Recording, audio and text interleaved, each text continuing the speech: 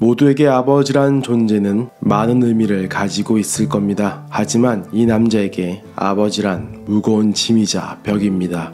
케네디는 올해 그 벽에 다가갈 수 있지 않을까 하는 마음으로 경기장을 향합니다. 그의 아버지는 살아있는 전설, 우리에게는 코브링야로 더 유명한 후벤스 마시엘입니다. 유로피언, 펜, 브라질 네이로, 그리고 월드까지 우승을 하는 것을 그랜드슬램이라고 부릅니다. 그리고 코브링야는 그것을 넘어 한 해에 ADCC까지 우승하며 슈퍼 그랜드슬램을 이뤄냈죠. 올해 케네디도 판정 시비가 있긴 했지만 유로피언, 펜, 브라질 네이로에서 정상에 섰습니다. 이제 월드만 우승한다면 아버지가 걸었던 그 길을 따라갈 수 있는 거겠죠. 그렇기에 경기장으로 향하는 그의 마음은 여느 선수와는 다를 겁니다. 무먼트 아트의 니콜라스가 그의 첫 상대입니다. 마이키 무스메시에게 블랙벨트를 사사받을 만큼 유색벨트 때는 수상 경력이 있지만 블랙벨트 이후로는 지역대회 우승에 그쳤던 니콜라스죠. 4번 시드를 받은 케네디에게는 그리 어렵지 않은 상대가 될 것만 같습니다. 더블가드로 경기가 시작됩니다. 서로의 백을 노리는 두 사람. 하지만 두 명 다 쉽지는 않습니다.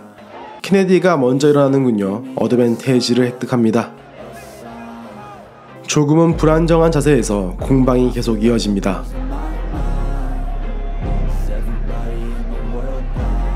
스텝패스 형태로 가드를 무력화하려는 케네디. 상대방의 방어에 오히려 몸을 굴려 백을 차지하려고 했지만 쉽지 않고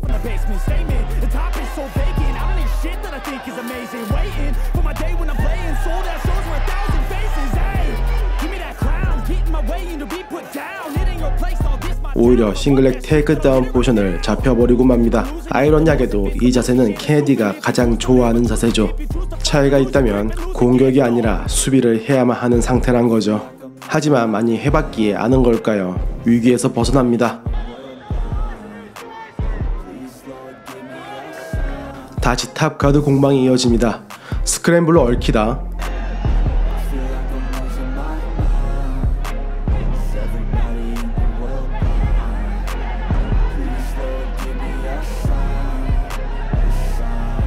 서로의 발목을 잡은 상태가 되었군요. 남은 시간은 1분여. 서로 어드밴테이지를 노립니다. 하지만 결과는 바뀌지 않고 케네디가 쉽지 않은 승리를 거둬갑니다.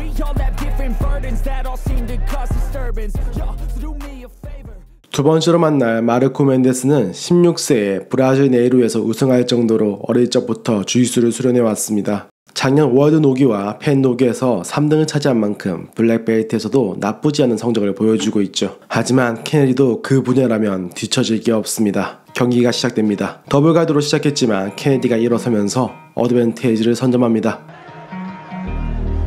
하지만 다리를 낚아채어 스윕을 해내는 마르코. 하지만 당황하지 않는 케네디입니다. 탑에서 마르코가 강하게 밀어붙이지만 케네디의 가드는 그 이상으로 견고합니다. 이 공방이 끝없이 이어집니다. 기회를 포착한 케네디가 마르코를 띄우고 둘 다 서로의 다리를 묶은 상태가 되어버립니다. 하지만 이러한 스크램블 상황에서 케네디가 일어났고 이 점을 얻어내며 게임은 다시 팽팽해집니다. 더블 언더로 상대방을 접어버리는 케네디. 하지만 아쉽게 패스로 완성되지는 않습니다.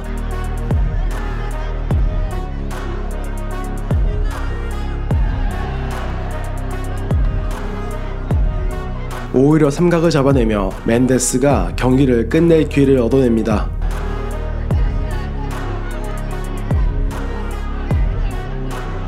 하지만 케네디의 인내심은 강했고 결국 틈을 찾았습니다. 오히려 풀리자마자 가드를 넘어서며 백 포지션을 거의 점유할 뻔했군요.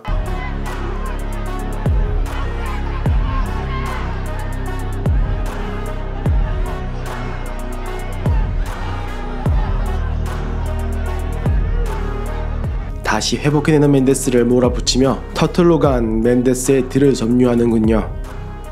탈출하려는 멘데스. 이 기회를 놓치지 않는 케네디. 사이드를 점유한 뒤 안바로 경기를 끝내버립니다.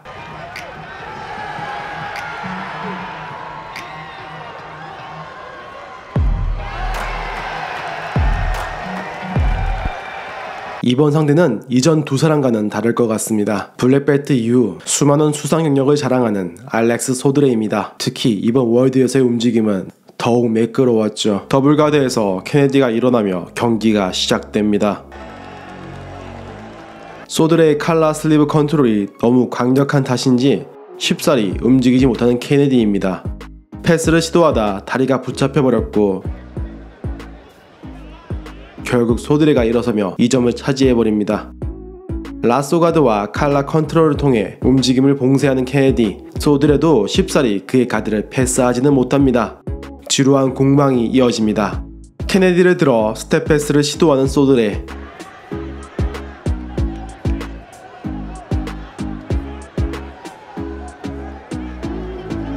이걸 막아내고는 자신의 특기 싱글레그를 위한 장치를 마련합니다. 라펠 하프가드에 이어 싱글렉을 잡고 일어날 케네디 일태죠. 역시 중심을 흔들고 일어납니다.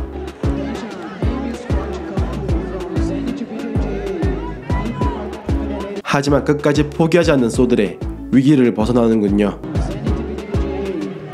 하지만 케네디는 포기하지 않고 가드로 내려가 다시 시도합니다. 하지만 두 번 기회를 주진 않는 소드레. 하지만 케네디는 포기하지 않았고 스크램블 상황에서 일어나며 이 점을 획득합니다. 이제 어드밴티지가 있는 케네디가 앞선 상황입니다. 남은 시간 2분여, 이번 판만 이기면 포디움은 확정이니 좀 더 올해의 꿈에 다가갈 수 있을 테죠. 동키 형태로 케네디의 움직임을 봉쇄한 채 공격을 시도하는 소드레. 잘 보이지는 않지만 토홀드를 시도하는 듯합니다. 그리고 이러한 소드레에게 경기가 끝나며 어드밴티지를 주는 레프리. 아쉽지만 케네디의 올해의 도전은 여기까지입니다. 손에 잡힐 것 같았던 영예는 바로 눈앞에서 손가락 사이로 흩어져 버렸죠. 하지만 케네디는 소드레를 안아줍니다. 무슨 말을 하는지는 알 수 없지만 악수까지 하며 승리를 인정하는 듯한 케네디. 누구보다 이 상황이 아쉽겠죠. 올해는 여느 때와 달랐던 케네디였습니다. 올해는 정말 아버지의 기대에 부응할 수 있을 것만 같았습니다. 하지만 우리는 알고 있습니다. 이런 케네디의 모습에 가장 마음 아파할 사람이 코브링야라는 사실을요. 그리고 누구보다 가장 먼저 그를 안아줄 리도 아버지일 겁니다. 괜찮습니다. 내년에도 기회가 찾아올 것이고 현재 케네디의 분위기라면 내년에는 정말 그랜드 슬램의 영예를 누릴 수가 있을 겁니다. 왜냐하면 그는 코브링야의 자랑스러운 아들이고 누구보다 자신을 믿어주는 아버지가 있기 때문이죠. 오늘은 저도 아버지에게 전화를 드려봐야겠습니다. 쑥스러운 마음에 아무런 말도 못하겠지만 괜찮습니다. 그거면 충분할 테니까요.